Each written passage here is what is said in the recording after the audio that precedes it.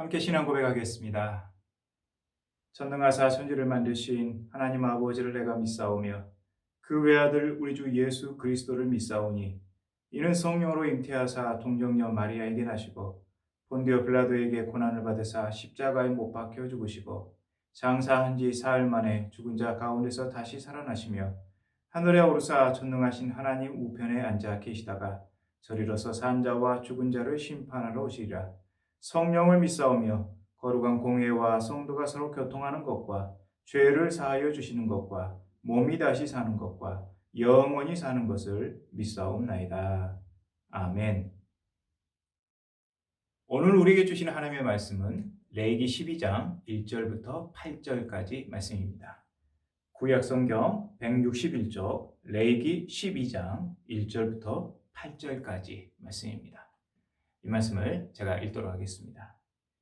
여호와께서 모세에게 말씀하여 이르시되 이스라엘 자손에게 말하여 이르라.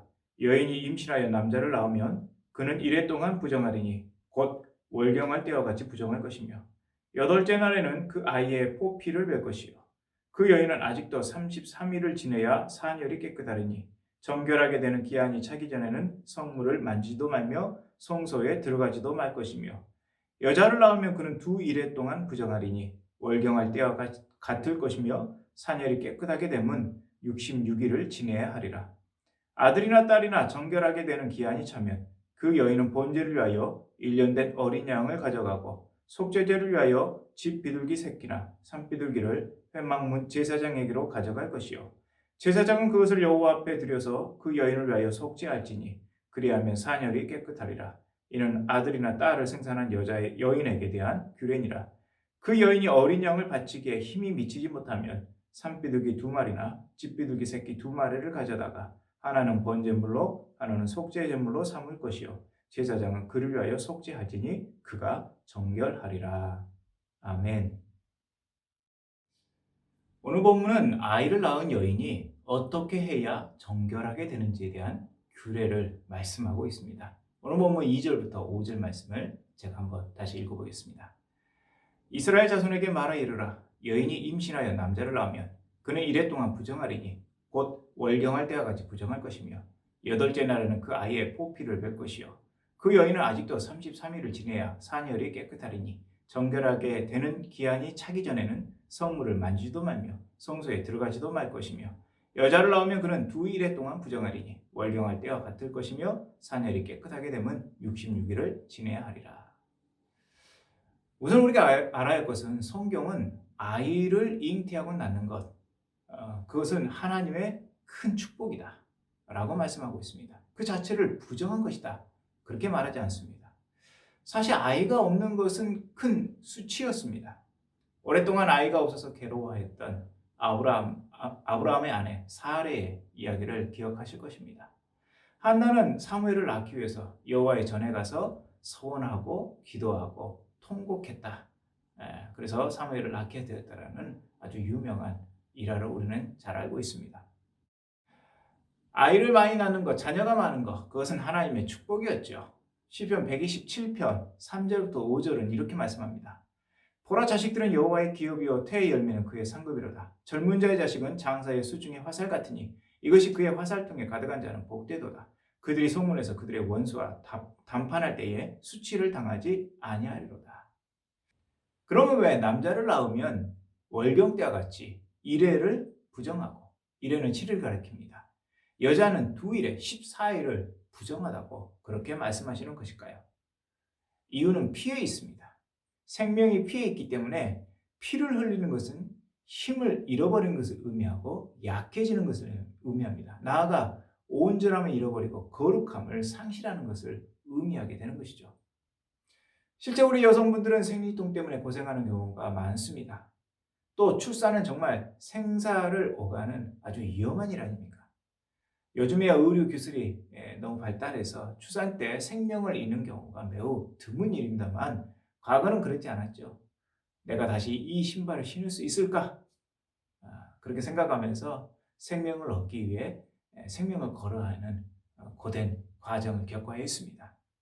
그 과정에서 이제 엄청난 양의 피를 흘리게 되는데 이것은 온전함과 깨끗함을 손상시키는 일입니다.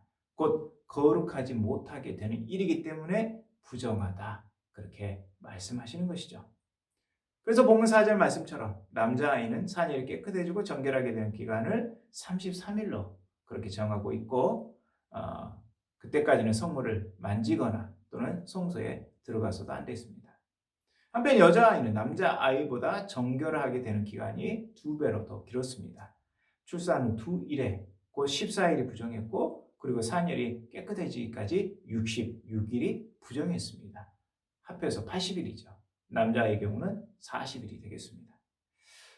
성경이 노골적으로 남녀 차별, 성차별을 하는 것일까요? 안타깝게도 왜 그렇게 말씀하셨는지 그 이유에 대해서는 설명하고 있지 않습니다. 다만 이제 유추해 볼 수는 있겠는데요. 부정이란 것은 결국 죄로 인한 것입니다. 우리는 아담과 하와가 죄 짓는 과정을 잘 알고 있습니다. 하와가 뱀의 유혹에 꾀임에 넘어가서 먼저 선악을 알게 하는 나무 열매를 따먹고 그것을 남자에게 준 과정을 잘 알고 있습니다. 아마도 그렇게 여자가 먼저 따먹고 남자에게 주었기 때문에 그것에 대한 책임을 묻고 있는 것은 아닐까 그렇게 생각해 봅니다. 그뿐이지 성경이 남녀를 차별하는 거, 노골적으로 차별하는 거 절대 아니죠. 실제 이후에 이제 정결의 기간이 찬 이후에 제사를 드리게 되는데 이때 남녀 구별 없이 같은 제물을 드리는 것을 볼 수 있습니다. 자, 여인은 번제와 속죄제를 드림으로써 이제 정결하게 되었습니다. 번제를 위해서는 1년 된 어린 양을, 속죄제를 위해서는 집비둘기 새끼나 산비둘기를 드렸습니다. 이때 번제는 이제 하나님과의 관계를 회복하는 것이죠. 그리고 하나님께 자기 자신을 드린다라는 온전한 헌신을 의미하는 것입니다. 속죄제는 말 그대로 부정을 씻고 정결하게 되는 것을 의미하는 것입니다. 만약 형편이 어린 양을 드리기에 좀 미치지 못하면 산비둘기 2마리나 집비둘기 2마리를 가지고 번제와 속죄제를 드렸습니다. 이 부정이란 것은 단순히 시간이 지나버리면 자동으로 정결해지는 것이 아니고 속죄의 제사를 통해서 하나님의 은혜로 깨끗해지는 것이죠.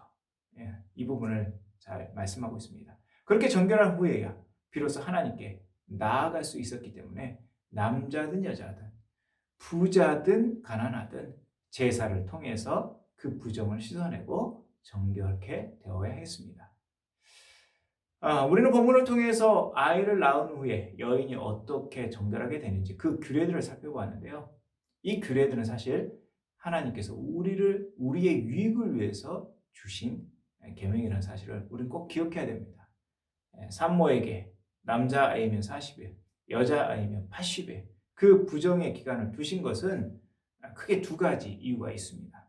하나는 산모와 아이의 건강을 위해서인 것입니다. 외부인과의 접촉을 차단함으로써 질병에 노출되는 것을 막게 하기 위해서인 것이죠. 지금도 산후조리원에 가면 외부인들이 함부로 출입하는 것을 엄격하게 통제하는 것을 볼 수 있습니다. 보건과 위생을 위해서 그렇게 하는 것입니다.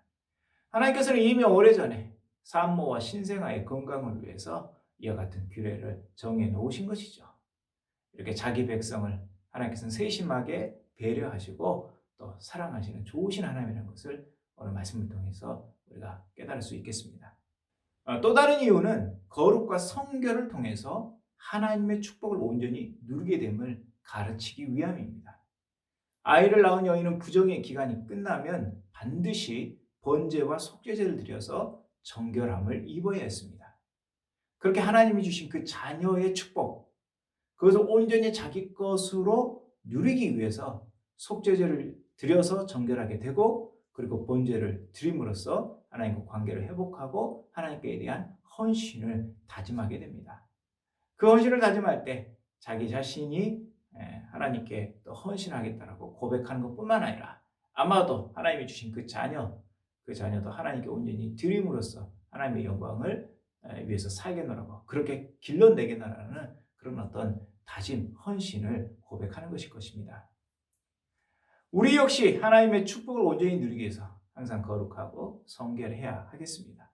그리고 하나님이 주신 그 자녀의 축복, 또 여러 가지 물질의 축복, 여러 가지 재능의 축복 주셨는데 모든 것은 다 하나님이 주신 것입니다. 하나님의 것입니다. 그러므로 하나님의 영광을 위해서 기쁨으로 드릴 수 있는 우리 모두가 되어야 되겠습니다. 오늘 말씀 가르치는 바를 깨닫고 실천하는 은혜가 있기를 바랍니다. 기도하겠습니다. 하나님 아버지, 오늘 말씀을 통해서 하나님께서 우리를 사랑하여 주시고 우리를 위하시는 것을 다시 한번 깨닫게 하신 것 감사합니다. 하나님, 우리가 깨끗해야, 정결해야 하나님께 온전히 우리 자신을 드릴 수 있고 하나님의 영광을 위해서 살아갈 수 있기 때문에 이와 같이 규례 하나하나를 통해서 우리의 삶을 인도해 가는 것을 보게 됩니다. 하나님, 이것들은 우리를 얽매이게 하고 우리를 힘들게 하기 위한 하나님의 말씀이 아니요 오히려 우리를 자유롭게 하고 우리를 정결케 깨끗게 함으로 하나님 주신 축복을 온전히 누리게 하기 위한 하나님의 선하신 뜻이 있는 줄로 믿습니다. 이 사실을 깨닫고 하나님 말씀이 가르친 바를 잘 실천하는 저희가 되도록 인도하여 주시옵소서. 저희 삶에 온전히 하나님 드리기에 부족함이 없도록 거룩하고 정결한 삶이 되어야 되겠습니다. 이것을 위해 매일 힘쓰는 저희가 되게 도와주시고 하나님이 우리에게 주신 자녀들, 하나님이 우리에게 주신 재물의 축복, 재능의 모든 축복들 온전히 하나님의 것이오니 하나님의 나라와 영광을 위하여 힘써 드리며 사용하는 저희 모두가 되도록 인도하여 주시옵소서. 오늘도 하나님께 기도함으로 나아갑니다. 하나님이 은혜 주셔야 살 수 있는 우리 인생이기 때문에 모든 것 하나님 맡기며 낱낱이 아뢰며 하나님의 뜻을 구합니다. 하나님 말씀하여 주시고 가르쳐 주시고 선하게 인도하여 주시옵소서. 우리 교회를 붙잡아 주시옵소서. 우리 교회 하나님께 사랑하여 주시고 더욱더 은혜 중에 인도하여 주시며 지금의 이 어려운 시련 속에서 우리가 다시 한번 우리 믿음을 점검하며 하나님 앞에 더욱더 드려지는 거룩한 삶 되도록 도와주옵소서. 우리 성도들의 건강을 지켜주시옵소서. 속히 회복시켜 주시고 아버지 하나님 건강한 모습으로 주님을 더 힘써 섬길 수 있도록 도와주옵소서. 계속되는 리모델링 과정 가운데도 하나님 선하게 인도하여 주셔서 차질 없이 잘 진행되게 도와주시고 온전히 저희가 기도함으로 우리의 마음과 생각도 리모델링 되어서 하나님이 하실 놀라운 일들에요 기쁨으로 쓰임받는 저희 모두가 되도록 함께하여 주옵소서. 함께할 줄 믿습니다. 예수님의 이름으로 기도합니다. 아멘. 하늘에 계신 우리 아버지여, 이름이 거룩히 여김을 받으시오며 나라의 임하옵시며 뜻이 하늘에서 이룬 것 같이 땅에서도 이루어지이다. 오늘날 우리에게 일용할 양식을 주옵시고 우리가 우리에게 죄 지은 자를 사하여 준 것 같이 우리 죄를 사하여 주옵시고 우리를 시험에 들게 하지 마옵시고 다만 악에서 구하옵소서. 대개 나라와 권세와 영광이 아버지께 영원히 있사옵나이다. 아멘.